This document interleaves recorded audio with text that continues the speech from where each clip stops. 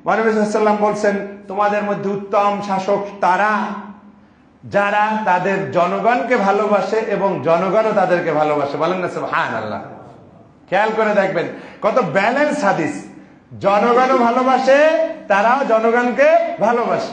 ওই যে একটু এলে স্লোগান যে লাভ ইজ ওয়ান ওয়ে, এইসব ফালতু কথা বললে হবে না, টু ওয়ে লাগবে, কমিউনিকেশন টু ওয়ে লাগবে। ঠিক আছে, আমি ভালোবাসবো, আমাকেও ভালোবাসতে হবে। এখন এই যখন দুই দিকের শর্ত, তাহলে বুঝতে পারতেছেন দুদিকেরই চাহিদা পূরণ করতে হবে। জনগণ এমনি এমনি ভালোবাসবে না, জনগণ দেখবে যে এই লোকটা নিঃস্বার্থ, এই লোকটা সৎ, তখনই জনগণের ভালোবাসা আপনি পাবেন।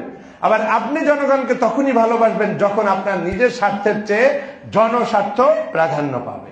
তাহলে নবীজি বলছেন সেই উত্তম শাসক যে অন্যদেরকে ভালোবাসে, অধীনস্থদেরকে ভালোবাসে, অধীনস্থরাও তাদেরকে ভালোবাসে, এবং যারা ওই অধীনস্থদের কাছে যায়, অধীনস্থরাও তাদের কাছে আসে। দুটোই লাগবে।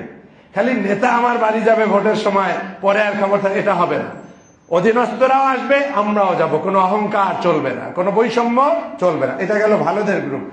আর নিকৃষ্ট শাসক হচ্ছে তারা যারা তোমাদেরকে লানত করে, অর্থাৎ শাসক হইছে, তারপরে দেখে যে এই লোকটা ফালতু, এই লোকটা এটা করছে, সেটা করছে, আমার বদনামই করছে। ওই নেতা অধীনস্থদেরকে গাইল্লায়, আর অধীনস্থরাও নেতাদেরকে লানত করে। বলেন নাউজুবিল্লাহ।